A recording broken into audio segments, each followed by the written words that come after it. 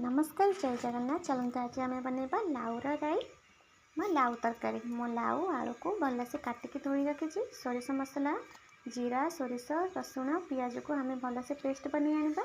गोटे कड़े गरम करवा सोरिष तेल दबा। सोरिष तेल गरम हेले पंचफुटण पकेबा। पंचफुटण फुटिले परिवा आम जोगाड़ दबा।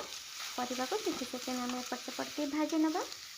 भाजिला परे हलदी लंका गुंड स्वाद अनुसार लुण पकेबा।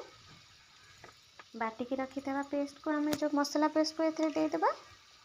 सोरिष मसला को बेसी कषिले भल लगे जिते फुटब सीझब तार फ्लेवरटा बहुत भल लगे। मसला को देदेबा। गोटे टमाटर काटिक देदेबा। भलसे मिसेकी आम परिवा सीझा जाए आम पानी देदेबा। परिवा 5-6 मिनिट फुटिला परे अधा सीझीगले से आम फुटवा समय बिरीर बड़ी देदेबा। देकी घोरे नवा कभर कर नवा। 10 मिनिट पर आम देखा आमर राई पूरा रेडी हो जाए। मो भात सहित खाइबा को भी मत बहुत भल लगे। आपन जब सुखिला दरकार तो हाई फ्लेम करके आपन पानी भी कम करें लाउर। मत एमती भल लगे। रहुची जय जगन्नाथ।